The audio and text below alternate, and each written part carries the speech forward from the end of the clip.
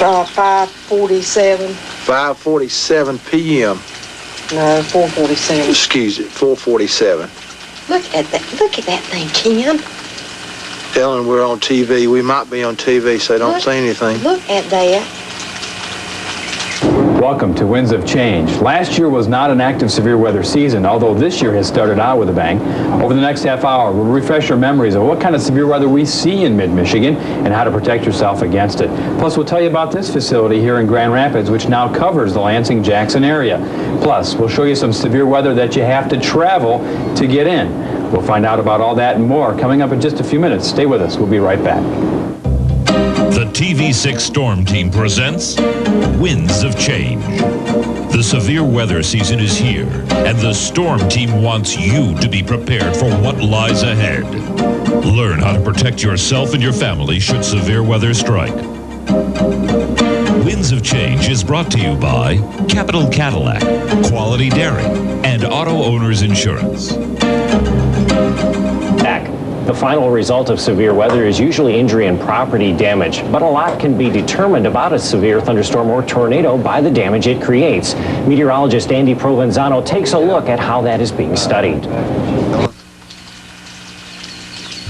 Watching tornadoes on videotape can be breathtaking. Now with home video cameras, the chances of catching a tornado on tape have even better odds. This video can be helpful in studying the development and power of how tornadoes come together.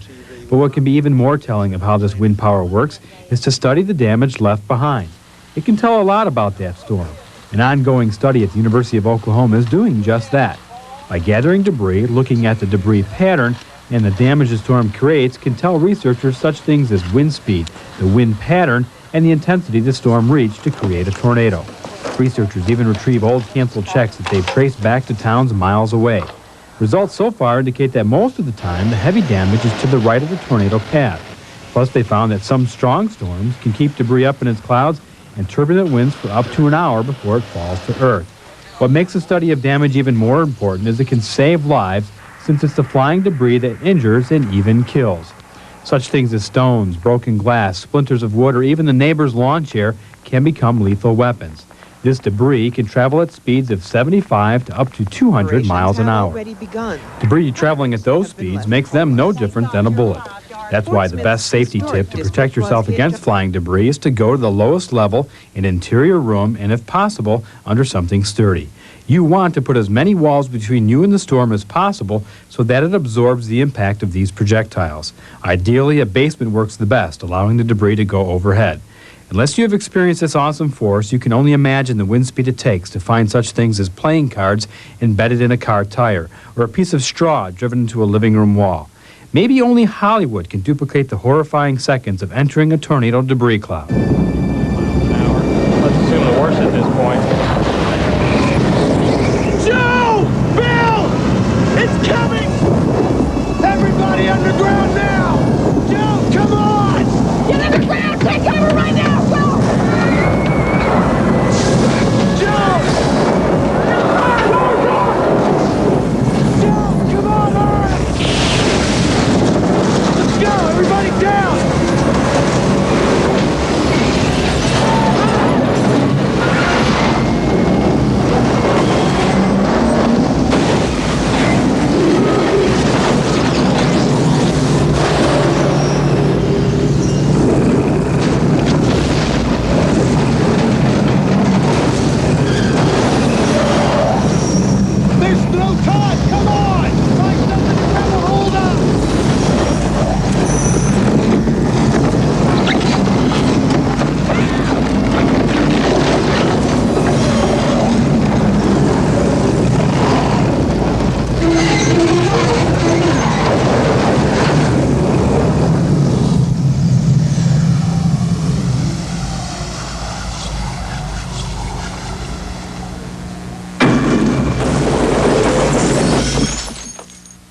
But it's not just tornadoes that cause millions of dollars in damage.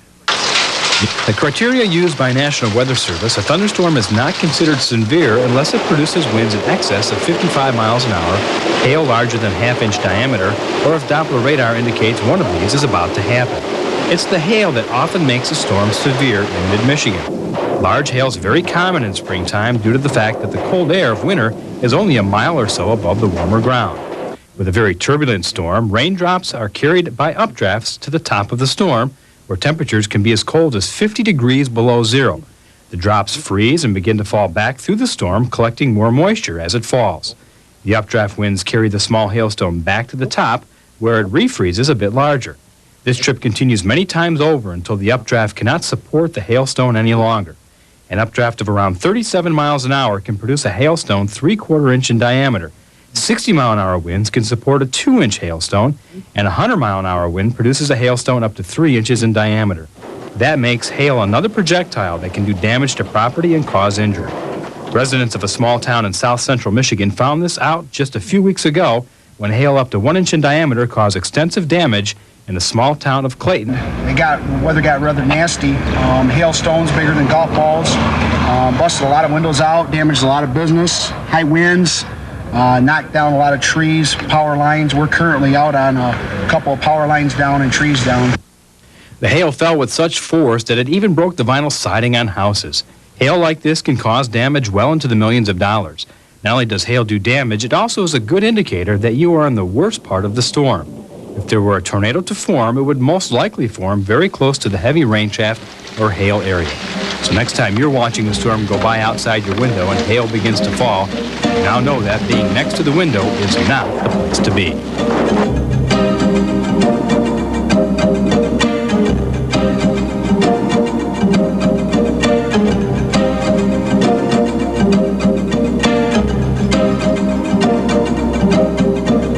Grand Rapids National Weather Service, which now takes care of mid-Michigan. But first, what about safety in public places? We know how to protect ourselves at home or in the open. How about the mall? Or how about office buildings? Jim Geyer has more. It's on the ground. If a tornado warning was issued while you were watching this report, you hopefully would know what to do. Head to the basement or an interior room away from windows. But what would you do if you were out shopping at the mall? I don't know. In the mall, I have no idea where I'd go. In the mall, I'm not sure I really would. I think I hear to go to the southeast corner of somewhere, but that's about all I know in here. Your safety is in the minds of mall personnel, and there is an action plan ready just in case the weather becomes potentially dangerous. When Ingham County has a warning, then, of course, we shut down the center. We don't evacuate. We utilize the center as a shelter area. There's 9 different areas throughout the mall that have been considered structurally sound or more sound than the rest of the center, where we will direct patrons to stand by until the warning is ceased. But does your office building have an action plan? Do you know the safest place to be in your apartment building during severe weather? You still want to get away from windows to escape the possibility of flying glass or debris. And you do want to get down as low as possible. Now, in a multi-story building, it's not feasible for everybody to rush down to the lowest floor possible. But if everyone attempts to go down at least one floor and go toward the interior of the building, getting away from those outside walls and windows, that's the primary thing. And what about that sturdy brick school building that your children attend? Is it as safe as it appears? The same basic rules apply, and that is getting away from windows. And in a lot of school buildings, there's plenty of windows along those outside walls. Gymnasium is another example of a very dangerous place in the storm because of that large open span of ceiling, subject to collapse if any of the portion of that exterior wall, that supporting wall, gives way. So we want to get out of gymnasium, back into a hallway or perhaps locker rooms, for example. Again, they're shielded from outside walls and windows and are likely to be relatively safe. There are 3 important points to follow if you are in an apartment building, office building, or school. 1. Have a spotter. A person should be assigned to an area near the southwest corner of the building to watch for threatening weather. This person will preferably have a radio or walkie-talkie to pass information along to a central warning system.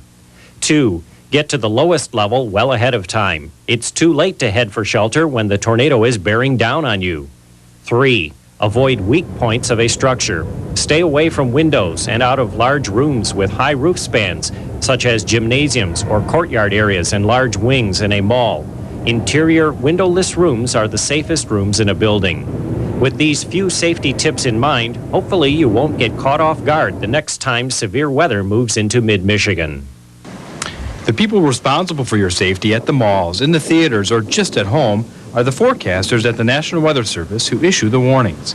It's the same warning procedure, except these forecasters have a new address in Grand Rapids. The Weather Service went through a modernization process nationwide that consolidated local warning offices around newly expanded offices with new Doppler radar.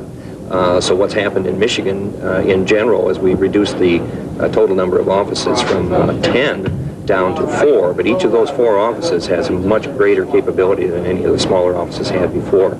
We've got good radar coverage from Grand Rapids now throughout the Lansing area. The Lansing Weather Office has been winding down operations for the last 6 months. In Lansing, we are reduced to automated surface observation so that we're still getting real-time data from Lansing, of course, which we need to put out the forecasts and the warning information. But that's it. Basically, all of the Weather Service staff have moved over to Grand Rapids. The new weather office near the airport in Grand Rapids is responsible for all of mid-Michigan that Lansing used to cover, from Isabella County to the north down to Hillsdale on the south, plus additional West Michigan counties. The Grand Rapids office has warning responsibility for 28 counties total now. And that is all the way from Clare and Ludington on the north down to the Indiana border on the south. But does an increased area and being farther away from mid-Michigan mean less coverage or even delays in issuing warnings? Well, that's basically unchanged from what it was in the past. We always had to issue the warning from the local computer system. That goes right on the network, which immediately is conveyed out through the media and through the emergency management network. So that can be done here equally well as it was in Lansing. So there's really no change in getting the word out with this radar coverage being expanded. The Lansing area in particular is in a favored location. You're not only getting good Doppler radar coverage from the Grand Rapids office, but also from the Pontiac office on the eastern side. So we've got overlapping coverage there. And of course, office to office, we can share that radar information. The front line in issuing warnings has been and still is the NOAA weather radio with its alert tones. Forecasters in Grand Rapids can activate the alert tones just as it was done here in Lansing. Again, NOAA weather radio, there's no change. We've got that continuous broadcast that's originating here from the Grand Rapids office, but continuing to be broadcast in the Lansing area. So there's immediate information available, particularly warning information with the warning alarm tone for any counties that are affected in the Lansing area. The biggest worry when the Weather Service moved out of town was the personal contact with the forecaster would no longer be there like it was in Lansing. The recorded forecast obtained by phone would disappear. However, if you've tried it lately, you know it's still the same. Currently, when we made this transition, we had the local phone numbers continued in Lansing. The same number that people dialed before, that was automatically transferred by an 800 number into our office. So they're, again, calling long distance, but no charge to them. And in the near future, we'll be upgrading that recording system as well, so there'll be local information available. After touring this new facility, I can see only advances for the better that should help bring timely warnings to mid-Michigan this severe weather season.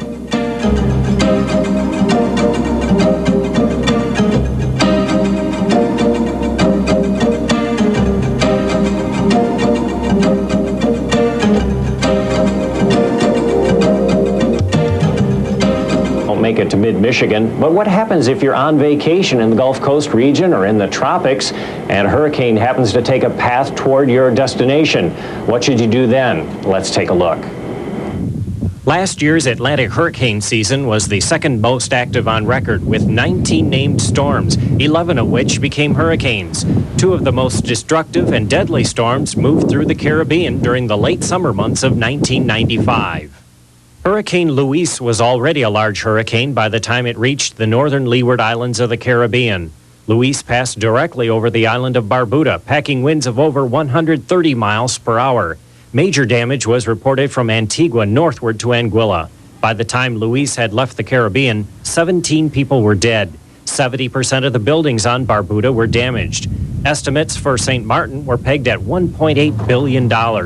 And while the death and destruction was great, it could have been much worse. Hurricane warnings were posted for over 24 hours before Louise actually made landfall. In mid-September, Hurricane Marilyn devastated St. Thomas in the U.S. Virgin Islands. It hit during the afternoon and evening hours of the 15th with sustained winds of over 100 miles per hour. One Mid-Michigan resident was on the island when the hurricane hit.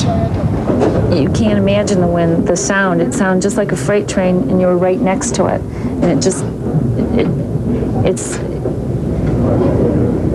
I can't explain it. It's horrible. And it was constant? Constant. Just never let up. Just never let up. And the trees, they'd bend, and they'd bang against the house.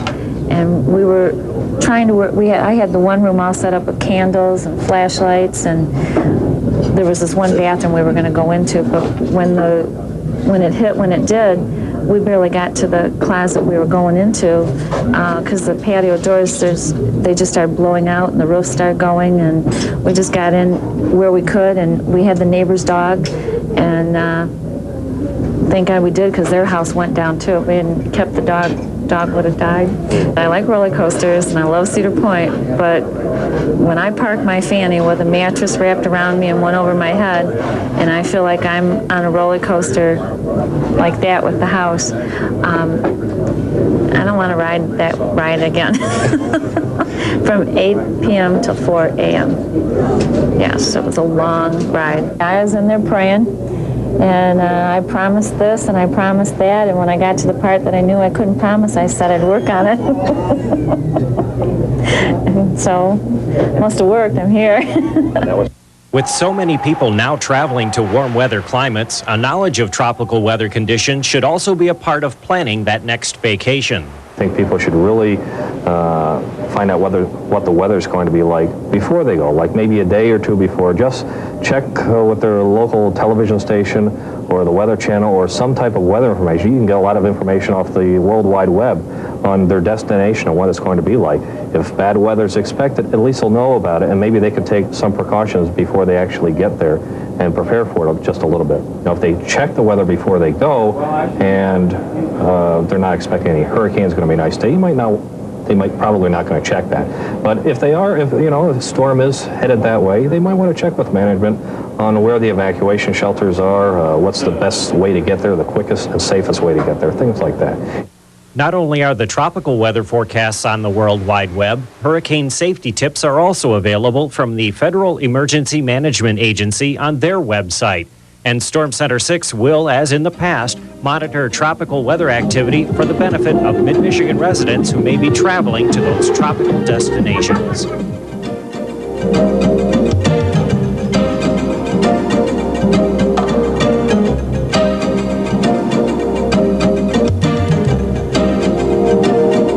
You enjoyed Winds of Change and were able to get some information from our special that'll help you the next time a severe thunderstorm or tornado warning is issued for your county. We still have a lot of severe weather ahead of us this season, and Storm Center 6 will be on top of every storm that comes into mid-Michigan. We're going to leave you tonight with some tornado video. Have a good evening.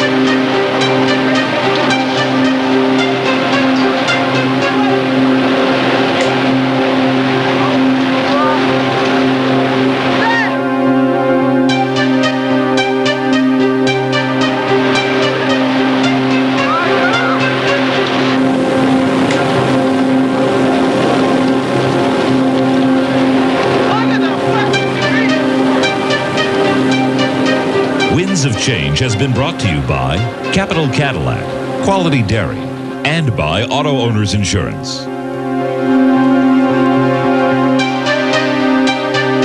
Winds of Change has been an exclusive presentation of WLNS-TV 6.